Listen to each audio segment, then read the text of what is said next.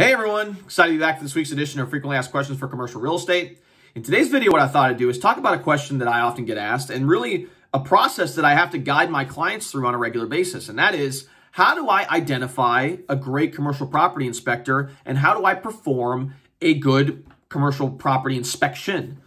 This will apply if you're looking to buy commercial real estate, if you're looking to lease commercial real estate, or if you're an investor looking to purchase an investment property. All these different scenarios, you're going to need to be able to properly inspect the property to make sure that is in fact what you're getting into. So before we dive in this video, I would really appreciate it if you could like, share, and subscribe to this channel. It really helps with the YouTube algorithm and ensures that more and more people can consume this content and learn about the many facets of commercial real estate. So now that you've taken care of that, let's go ahead and dive in this video. So there are actually 4 things you need to take into consideration as you go through the process of doing a commercial property inspection. First and foremost, which is the most important thing, is to properly identify a great commercial property inspector. Now, there are many property inspectors out there, but the vast majority of them are residential property inspectors. Now, they may be great at identifying issues with residential properties, but commercial real estate is so diverse. You have hospitality, which is like hotels. You have restaurants, and they have restaurant components. There's office buildings that may have elevators, etc. So you really need to find someone who has experience inspecting these types of properties. Now, in a lot of situations, in particular, if it's a very large building, there may be, a commercial property inspector that has experience doing that, but there's a lot of situations where you may not be able to find someone that has that level of experience. And in that situation, it may be wise to consider hiring the different components different trades professionals to identify particular components within the building. So hiring a plumber to do an inspection on the plumbing surfaces, hiring an electrician to look at the electric panel and make sure it's able to service whatever your use is. Maybe hiring a roofer to hop on the roof and see what the condition of the roof is and what the life left of the roof is.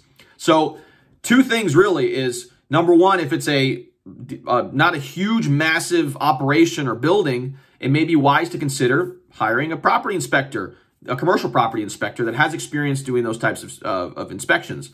In a scenario where, there's a large complex and maybe you can't find a commercial property inspector that has that level of experience doing those types of inspections, it may be wise to consider hiring those trade professionals to go in there and identify potential problems. So that's number one. And you can usually find these individuals by talking to your commercial real estate agent. They should have a Rolodex of individuals that they can reach out to for you on your behalf.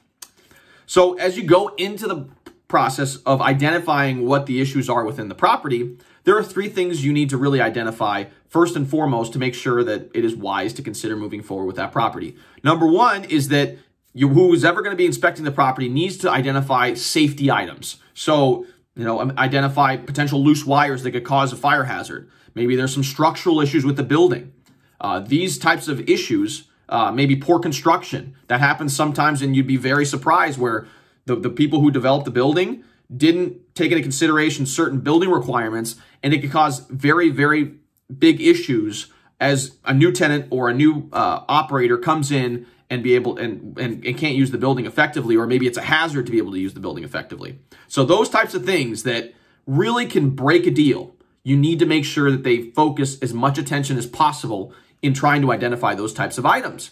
And again, that's why it's so important to talk to these individuals that have extreme experience in those types of properties, because again, you're making a very big investment. You want to make sure it's right for you.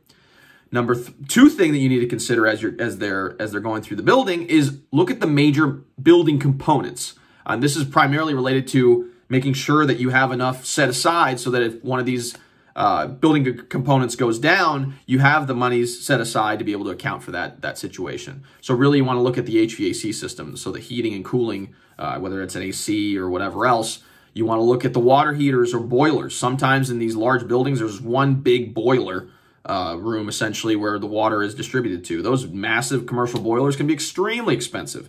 And when you have, let's say, a 30 or 40 unit apartment complex that each has a water heater in it, that could also be quite expensive as more and more of those start to turn over. In office buildings, and even sometimes obviously in multifamily and hospitality and hotels, there may be elevators, and elevators are a completely different component, right? You may want to hire someone who has a lot of experience dealing with elevators to make sure that you can identify any issues that may be present so that you're not stuck with a $30,000 bill or $40,000 bill to replace this elevator right when you buy it. And then another thing is, especially when you're dealing in the restaurant space, it's important to deal with an inspector or some sort of trade professional that has experience with restaurants in particular, because the back end or the kitchen of a restaurant is very, very intricate. You got restaurant hoods, you got grease traps, you got all these different components that need to be inspected properly to make sure that you're not coming significantly out of pocket when you purchase this particular property or you lease this particular property.